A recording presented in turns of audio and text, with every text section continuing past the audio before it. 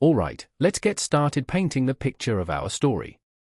Mr. Sterling, the CEO, wasn't just successful, he was the kind of guy who believed success meant everyone else should be doing things his way, right now star. Imagine a tall, impeccably dressed man, hair perfectly slicked back, always carrying a tablet and barking orders into his phone. He was perpetually late, or so he felt. Each morning was a race against an imaginary clock, a self-imposed pressure cooker. Every second mattered, or at least, that's what he told himself as he skipped breakfast and sped to the office. Today was especially important. A huge deal was on the line, one that could make or break the quarter.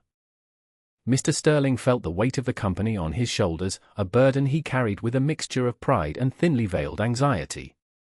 He needed everything to go perfectly, and that meant everyone else needed to be perfect too. He was a coiled spring, ready to snap at the slightest inconvenience. The office buzzed with a controlled chaos. Phones rang, keyboards clicked, and hushed conversations filled the air. It was a symphony of corporate life, a constant hum of activity orchestrated to generate profit. Sunlight streamed through the large windows, illuminating the modern, minimalist decor. Expensive artwork adorned the walls, a subtle display of wealth and power. Amidst this organized frenzy, the cleaning staff worked diligently, striving to maintain order and cleanliness. They were the silent guardians of the office, often overlooked but essential to the smooth functioning of the company. They moved with quiet efficiency, emptying trash cans, dusting surfaces, and mopping floors, their presence a constant but almost invisible part of the daily routine. The contrast between their quiet labor and the high-pressure world of the executives was stark, a visual representation of the different strata within the corporate hierarchy. Mr. Jones, a man with kind eyes and a gentle smile etched on his face, was one of these silent guardians. He was older, perhaps in his late 60s, with slightly stooped shoulders and hands that showed the signs of hard work. He moved with a quiet grace, pushing his mop across the gleaming floor, his movements deliberate and efficient. He wore a simple uniform, clean and pressed, and carried himself with a quiet dignity. He often hummed softly to himself as he worked, a tuneless melody that seemed to blend into the background noise of the office. He took pride in his work, ensuring every surface sparkled and every corner was free of dust. He was a fixture in the office, a comforting presence that few people truly noticed, but whose absence would surely be felt. He was a man of few words, but his actions spoke volumes about his character. The stage was set for the inevitable collision. Mr. Sterling, fueled by stress and caffeine, was power-walking down the hallway, completely engrossed in reviewing figures on his tablet. He barely registered the world around him, his focus narrowed to the spreadsheet in his hands. Mr. Jones, meanwhile, was carefully mopping near the entrance to the conference room, placing a bright yellow "Caution, wet floor" sign nearby. He was just finishing up, meticulously wiping away any stray droplets of water. In his haste, Mr. Sterling didn't see the sign, nor did he notice Mr. Jones. He rounded the corner sharply, his eyes still glued to the tablet, and slammed directly into Mr. Jones's bucket. The bucket toppled over, sending a wave of dirty water splashing onto Mr. Sterling's pristine Italian leather shoes and splattering up the legs of his expensive suit. The tablet slipped from his grasp and clattered onto the floor. "What in the world?" Mr. Sterling roared, his face turning a shade of red that matched the emergency exit signs. He forgot all about the crucial deal, the company's future, everything. All he could see was the muddy water clinging to his once immaculate shoes and the spreading stain on his suit. "You clumsy idiot," he bellowed at Mr. Jones, his voice echoing through the hallway. "Are you blind? Do you even know how to do your job? This is a $5,000 suit. And look at my shoes." He continued his tirade, berating Mr. Jones for his carelessness, questioning his competence, and generally making him feel about 2 inches tall. He punctuated his rant with dramatic gestures, pointing at the water, his shoes, and then back at Mr. Jones, as if the poor man had personally orchestrated this disaster. The volume of his voice drew the attention of several nearby employees, who peeked out of their offices, witnessing the unfortunate scene unfold. Mr. Jones, to his credit, didn't flinch. He stood there, absorbing Mr. Sterling's verbal assault with a quiet dignity that belied the storm raging around him. He didn't raise his voice, didn't argue, and didn't attempt to defend himself. Instead, he simply offered a sincere, "I'm very sorry, sir. It was an accident." His voice was calm and steady, a stark contrast to Mr. Sterling's frantic outburst. He then bent down to pick up the fallen bucket and tablet, his movement slow and deliberate. He retrieved a clean cloth from his cart and offered it to Mr. Sterling. "Here, sir, perhaps this will help." There was no resentment in his eyes, no hint of anger in his tone. Only a quiet acceptance of the situation and a genuine desire to help. His reaction was a testament to his character, a quiet strength that shone through the humiliation. Mr. Sterling, still fuming, snatched the cloth from Mr. Jones's hand, muttering under his breath. He gave a cursory wipe to his shoes, the gesture more symbolic than effective. He didn't offer a word of thanks, nor did he acknowledge Mr. Jones's apology. He simply turned and stormed off towards the conference room, his expensive shoes squishing with every step. He was still angry, still focused on the ruined suit, but a tiny seed of unease had been planted in his mind. He couldn't quite shake the image of Mr. Jones's calm, forgiving eyes. He told himself that Mr. Jones deserved the scolding, that he should have been more careful. But a small voice inside him whispered that maybe, just maybe, he had overreacted.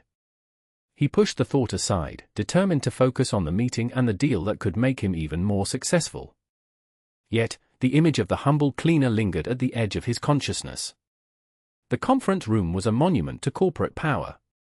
A long, polished table dominated the space, surrounded by plush leather chairs. A large screen displayed the company logo, a symbol of success and innovation.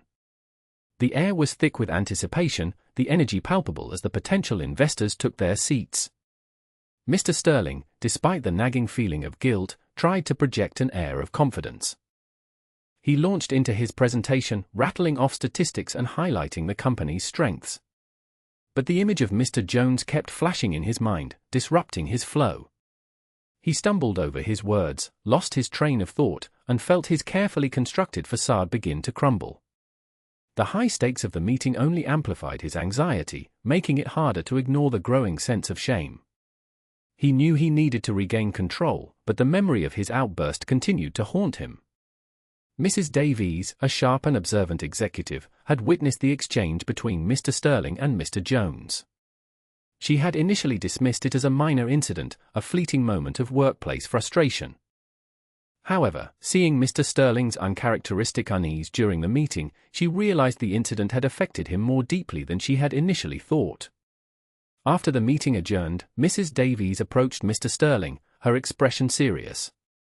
She was known for her directness and her unwavering moral compass. "Mr. Sterling," she began, her voice low and measured, "I couldn't help but notice your interaction with Mr. Jones earlier.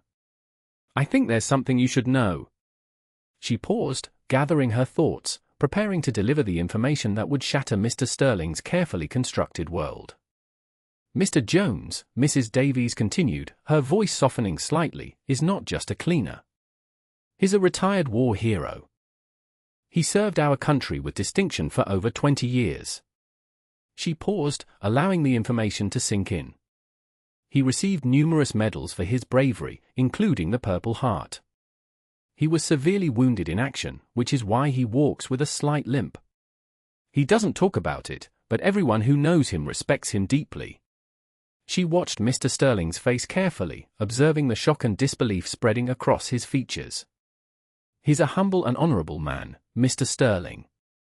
And he deserves to be treated with respect, just like everyone else." The weight of her words hung heavy in the air, a stark contrast to the sterile environment of the conference room. Mr. Sterling felt as though he had been punched in the gut. The air rushed out of his lungs, leaving him breathless. His face flushed crimson, then paled as the full weight of his actions crashed down upon him. He replayed the scene in his mind, the angry words, the demeaning tone, the utter lack of respect. He saw Mr. Jones not as a clumsy cleaner, but as a decorated soldier, a man who had risked his life for his country. A man who had suffered unimaginable hardships and yet still carried himself with grace and dignity. The shame was overwhelming, a suffocating blanket that threatened to consume him. He suddenly felt small and insignificant, his success and wealth meaningless in the face of Mr. Jones's quiet heroism. The nagging feeling of unease transformed into a full-blown crisis of conscience. He had to do something. He had to make amends. The battle within Mr. Sterling raged. Pride, a lifelong companion, whispered that apologizing would be a sign of weakness, a chink in his armor. His ego screamed that he was a CEO, a powerful figure, and that groveling to a cleaner was beneath him. But the voice of his conscience, now amplified by the revelation of Mr. Jones's heroism, was stronger. It reminded him of the values his parents had instilled in him, the importance of respect, humility, and kindness. It urged him to do the right thing, regardless of the perceived cost to his image. He wrestled with these conflicting impulses, his internal debate playing out on his face. Finally, the better angels of his nature prevailed. He realized that true strength lay not in maintaining a facade of invincibility, but in acknowledging his mistakes and seeking forgiveness. He knew what he had to do, even if it meant swallowing his pride. Mr. Sterling, his heart pounding in his chest, walked out of the conference room, leaving Mrs. Davies behind. He scanned the office, his eyes searching for Mr. Jones. He found him in a quiet corner, still diligently mopping the floor, his movements as steady and unassuming as before. The contrast between their positions was now glaringly obvious. Mr. Sterling, the powerful CEO, dressed in his expensive but now stained suit, and Mr. Jones, the humble cleaner, quietly performing his duties. Mr. Sterling approached him hesitantly, feeling a wave of humility wash over him. He took a deep breath, steeling himself for the difficult conversation ahead. This was not going to be easy, but it was necessary. He had to face the man he had wronged and ask for forgiveness. The weight of his pride felt heavier than ever. "Mr. Jones," Mr. Sterling said, his voice barely above a whisper. Mr. Jones stopped mopping and turned to face him, his expression neutral, neither welcoming nor hostile. I wanted to apologize." He paused, searching for the right words. "My behavior earlier was completely unacceptable. There's no excuse for the way I spoke to you. I was stressed and took it out on you, and that was wrong. Very wrong." He looked directly into Mr. Jones's eyes, conveying the sincerity of his remorse. "I didn't know. I didn't know about your service," he continued, his voice gaining strength. "Mrs. Davies told me. And knowing what you've done for our country, it makes my actions even more shameful. You deserve respect, Mr. Jones, not the kind of treatment I gave you. I am truly sorry." He finished, the words hanging heavy in the air, a genuine plea for forgiveness. A faint smile touched Mr. Jones's lips. He looked at Mr. Sterling, not with judgment or resentment, but with a quiet understanding. "Apology accepted, sir," he said, his voice gentle and forgiving. "It's all right. Everyone makes mistakes." He paused, then added, "What matters is that you recognize them and try to do better. And I appreciate you coming to me." There was no trace of bitterness in his tone, only a genuine sense of acceptance and a willingness to move past the incident. He extended his hand to Mr. Sterling, a gesture of peace and reconciliation. His forgiveness was a gift, freely given, a testament to his inherent goodness and his ability to see beyond the surface. Mr. Sterling gratefully shook Mr. Jones's hand, feeling a sense of relief wash over him. "Thank you, Mr. Jones," he said, his voice filled with genuine gratitude. "That means a lot to me. I admire your service to our country. It's an honor to meet you." He hesitated for a moment, then asked, "Is there anything I can do to make it up to you?" "Anything at all." He wanted to show Mr. Jones that his apology was more than just empty words, that he truly valued his forgiveness and respected him as a person. He was beginning to see Mr. Jones not as a cleaner, but as an equal, a man of integrity and strength. He realized how much he had underestimated him, how blind he had been to the true worth of the people around him. "Well," Mr. Sterling began, a thought striking him, "perhaps a donation to a veterans charity in your name? Or a gift card for your family?" He truly wanted to express his gratitude in a tangible way, to show Mr. Jones that he valued his service and his forgiveness. He pictured Mr. Jones's family, imagining the joy a small gift could bring. He also considered offering him a promotion, a better-paying position within the company. But he hesitated, unsure if that would be appropriate or if it would be seen as patronizing. He wanted to do something meaningful, something that would truly honor Mr. Jones's service and his character. He hoped he wouldn't offend him with his offer. He just wanted to show his appreciation. Mr. Jones smiled gently. "Thank you for the offer, sir," he said, his eyes twinkling. "But I don't need anything. I have everything I need." He paused, then added, "All I need is a little respect and kindness, just like everyone else." He gestured around the office with his mop. "This job keeps me busy, gives me a purpose. And it allows me to meet good people like yourself." He winked. "Even when they're having a bad day." His words were simple, but they carried a profound message. True value lies not in material possessions, but in human connection and mutual respect. He didn't want a handout, he wanted to be seen, to be valued, to be treated with the dignity he deserved. Mr. Sterling nodded, a profound understanding dawning in his eyes. He finally grasped the true meaning of Mr. Jones's words. It wasn't about money or gifts, it was about recognizing the inherent worth of every human being, regardless of their job title or social status. He left Mr. Jones to his work, a changed man. The weight of his arrogance had lifted, replaced by a newfound sense of humility and compassion. He realized that success wasn't just about climbing the corporate ladder, it was about treating everyone with respect and dignity, from the CEO to the cleaner. He walked through the office with a lighter step, his perspective forever altered by his encounter with the retired war hero. He felt lighter and more at peace than he had in years. The next day, Mr. Sterling arrived at the office with a new demeanor. He greeted the security guard with a warm smile and a genuine good morning. He stopped to chat with the receptionist, asking about her weekend and listening attentively to her response. He even complimented the intern on her innovative ideas during the morning meeting. His colleagues noticed the change immediately. They were surprised by his newfound patience, his willingness to listen, and his genuine interest in their well-being. The atmosphere in the office shifted, becoming more collaborative and supportive. Mr. Sterling had not only apologized to Mr. Jones, but he had also embraced a new way of leading, one based on respect, empathy, and a deep appreciation for the contributions of everyone around him. The company, in turn, began to thrive under his compassionate leadership. Later that afternoon, Mr. Sterling saw Mr. Jones mopping near his office. He stopped and smiled. "Mr. Jones," he said, "thank you again for your service, and for your forgiveness." Mr. Jones returned the smile. "You're welcome, sir," he said. "Just remember to watch out for those wet floors." Mr. Sterling chuckled, a genuine, heartfelt laugh.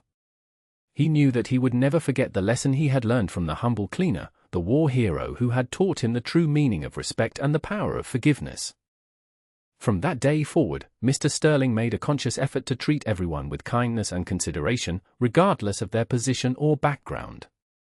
He had finally understood that true success lies not in wealth or power, but in the way we treat one another.